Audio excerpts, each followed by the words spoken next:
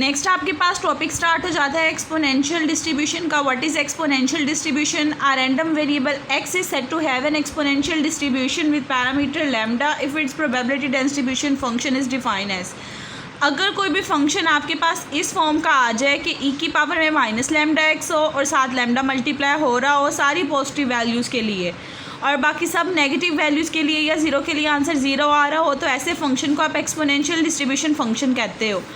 आपके पास some time ऐसा होता है लैम्डा की फॉर्म में ये फंक्शन डिफाइन किया रहता है, सम टाइम इसका वेरिएबल लैम्डा को 1/बीटा से रिप्लेस भी किया जा सकता है। सम टाइम ये जो फंक्शन इसको आप इस फॉर्म में भी देखोगे कि लैम्डा की जगह 1/बीटा होगा, यहाँ पे भी लैम्डा की जगह 1/बीटा होगा। सिचुएशन वही होगी कि x ग्रेटर देन 0 के लिए ये वैल्यू है और हर जगह एनीथिंग के लिए जहाँ पे x less than equal to 0 होगा वहाँ उसका आंसर 0 होगा।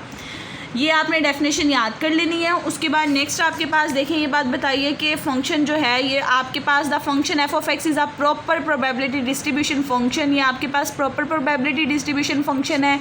आपके पास अगर -∞ टू +∞ हो तो वो इम्प्रॉपर होता है। अभी प्रॉपर की सिचुएशन में देखिए सारे का सारा काम तो तब आपके पास आ रहा है अगर x ग्रेटर देन 0 है।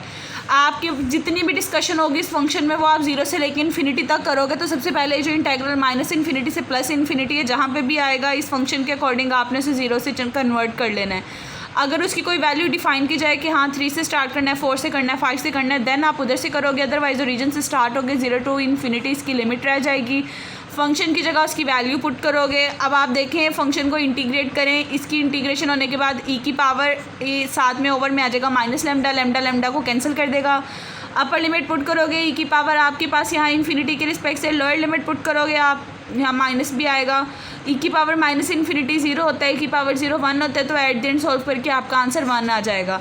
तो यानी कि एक्सपोनेंशियल डिस्ट्रीब्यूशन फंक्शन का भी अगर आप सम करो तो उसका सम बेसिकली आपके पास 1 के इक्वल ही आता है। अब इस वाले डिस्ट्रीब्यूशन फंक्शन का ग्राफ आपके पास कुछ इस टाइप का होगा क्योंकि एक्सपोनेंशियल फंक्शन से रिलेटेड आपके पास कोई ना कोई ग्राफ होगा। उसके बाद अगर आप इसी का डिस्ट्रीब्यूशन फंक्शन देखें, इसके डिस्ट्रीब्यूशन फंक्शन को भी कैपिटल एफ ऑफ एक्स से डिनोट करोगे। इसका डिस्ट्रीब्यूशन फंक्शन आप लोगों ने लास्ट टाइम पढ़ा था कि जो ये स्मॉल एफ ऑफ एक्स होता है प्रोबेबिलिटी डिस्ट्रीब्यूशन फंक्शन होता है, कैपिटल एफ ऑफ एक्स जो होता है ये आपके पास डिस्ट्रीब्यूशन फंक्शन होता है। अब आप लोगों के पास इस फंक्शन से ये वाला फंक्शन कैसे ऑब्टेन होता है? अगर आपको क्वेश्चन के अंदर for example probability distribution function दिया है, आपसे कहा है उधर से डिस्ट्रीब्यूशन फंक्शन बनाए, आप क्या करते हो इस टर्म की इंटीग्रेट करते थे तो ये वाली टर्म ऑब्टेन हो जाती थी। इसी तरह अगर आपको डिस्ट्रीब्यूशन फंक्शन दिया हो और आपसे कहा जाए कि इस फंक्शन से आपने स्मॉल एफ ऑफ एक्स बनाना है, उसके लिए आपको इसका डेरिवेटिव लेना पड़ेगा तो आपका फंक्शन इस फॉर्म में कन्वर्ट हो जाएगा। अब देखिए अगर हमने ये फंक्शन बनाना है, हमें स्मॉल एफ ऑफ एक्स की वैल्यू पता है, आप उसके ऊपर इंटीग्रेशन अप्लाई कर दोगे 0 to x, क्योंकि हम उसी के इंटरवल के बिटवीन बात कर रहे हैं। जब आप उसके ऊपर अप्लाई कर दोगे जो आपका आंसर आएगा आपको हो गई आपके पास डिस्ट्रीब्यूशन फंक्शन निकल आया है।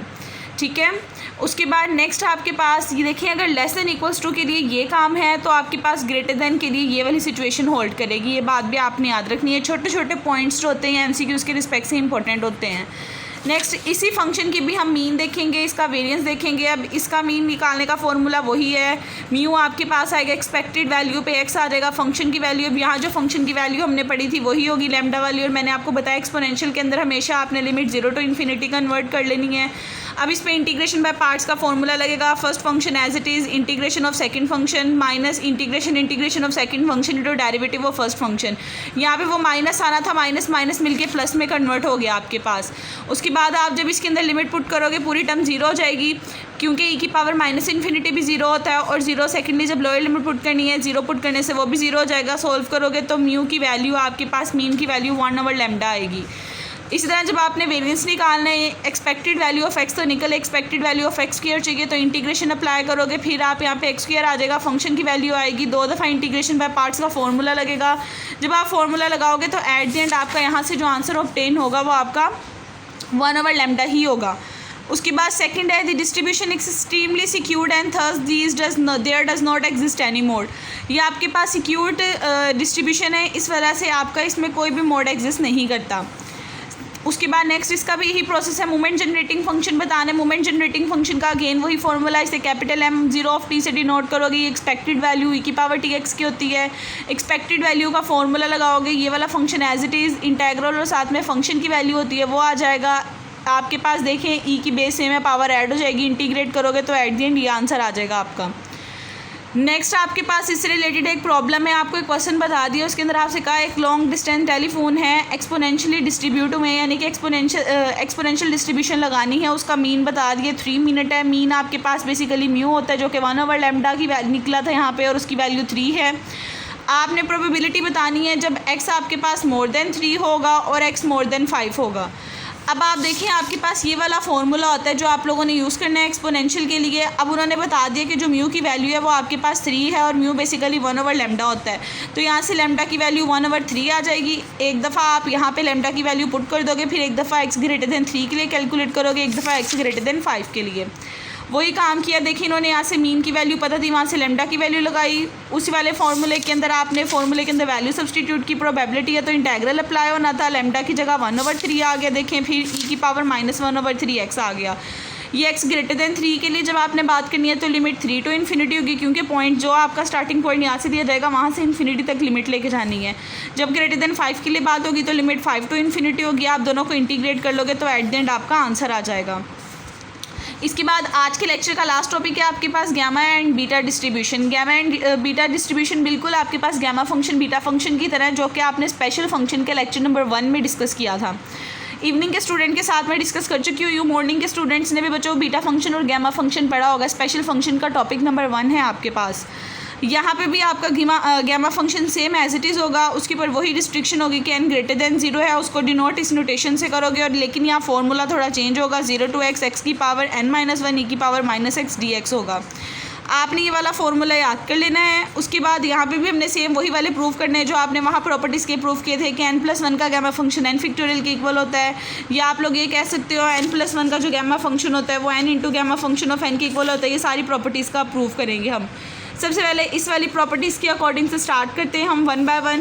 देखें जो वहाँ पे भी प्रॉपर्टी नंबर 1 थी। अब एक चीज़ का ख्याल रखना है, जब यहाँ पे n है तो उसकी पावर में n-1 होगा, यानी जो x की पावर आ रही होगी उससे एडिशन वाली पावर यहाँ पे आपके पास होगी। आपने पहले ये चीज़ प्रूव करनी है कि आपके पास जो n+1 का गैमा फंक्शन होता है वो n into gamma function of n है, या इसकी नोटेशन में ऐसे भी आपके पास ब्रैकेट की फॉर्म में भी कर सकते हैं। अब देखिए सबसे पहले n+1 का गैमा फंक्शन लिखे, यहाँ पे n+1 है तो यहाँ n आएगा क्योंकि इसकी पावर 1 टाइम लेस होती है। आपने फॉर्मूला लिखा, अब इसकी इंटीग्रेशन बाय पार्ट होगी। First function as it is integration of second function minus integral integration of second function into derivative of first function. फिर अगेन माइनस माइनस ने मिलके प्लस हो जाना था। जब आप इसको इंटीग्रेट करोगे ये वाली पूरी की पूरी टर्म तो आपकी 0 हो जानी है। 0 क्यों नहीं है? एक दफ़ा जब इन्फिनिटी पुट करना है e की पावर -इन्फिनिटी 0 होता है, जब 0 पुट करना है तो ये पूरी की पूरी टर्म को 0 कर देगा। इसमें से n बाहर निकाल लेंगे, अंदर ये जो फॉर्मूला बन रही है गैमा फंक्शन ऑफ n का बन रहा है उसकी जगह वैल्यू लिख दोगे और बता दोगे जो चीज़ प्रूव करनी थी वो प्रूव हो गई है।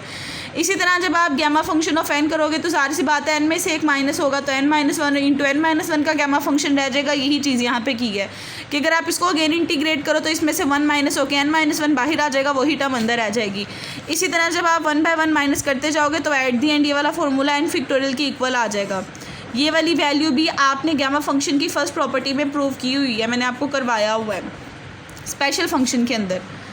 उसके बाद नेक्स्ट ये कि अगर आपने गैमा फंक्शन ऑफ 1 निकालना हो तो आपके पास ये जो गैमा फंक्शन ऑफ 1 आपने निकालना है, यहाँ पे n की जगह आप 1 सब्सटीट्यूट कर दोगे, n की जगह 1 सब्सटीट्यूट कर दोगे, गैमा फंक्शन ऑफ 1 रह जाएगा 1 - 1 0, किसी चीज़ की पावर 0 1 होती है आपके पास, एक्सपोनेंशियल की फॉर्म में काम रह जाएगा। 1 का गैमा फंक्शन सोल्व करोगे आंसर 1 आ जाएगा। इसी तरह आप बाकी सारी प्रॉपर्टीज़ करोगे। गैमा फंक्शन ऑफ आपके पास जो n है x की फॉर्म में, ये अगर आप उसे y की फॉर्म में कन्वर्ट करना चाहते हो कि x को किसी नए वेरिएबल y² से रिप्लेस कर दो, उसकी फॉर्म में रिप्लेस होकर कुछ इस तरह आ जाएगा। देखिए अगर x की जगह y² पुट करोगे तो dx की जगह आपके पास आ जाएगा 2y dy, तो यही काम किया, dx की जगह उसकी वैल्यू लगा दी, x की जगह पे y का स्क्वायर लगा दिया और इसी तरह ये सारा काम किया। यानी कि ये बात यहाँ बता रहे हैं कि गैमा फंक्शन आपके पास इन फॉर्म ऑफ x इस तरह आएगा, इन फॉर्म ऑफ y इस तरह आएगा। और अगर आपसे कहा जाए कि गैमा फंक्शन ऑफ 1/2 निकालें, जो कि आपने स्पेशल फंक्शन में भी पढ़ा हुआ है कि गैमा फंक्शन ऑफ 1/2 की वैल्यू √π आती है, उसके लिए ये जो y वाली फॉर्म है अगर इसके अंदर n की जगह 1/2 पुट कर दें तो इजीली 1 स्टेप में प्रूव हो जाएगा कि गैमा फंक्शन ऑफ 1/2 आपके पास √π के इक्वल आता है। आज क्लास मैंने आपके साथ जस्ट ये 5 पेजेस डिस्कस करने थे। आप लोग आज का लेक्चर सुने, किसी भी स्टेप में प्रॉब्लम है तो बताएं, फिर हम वो डिस्कस कर लेते हैं।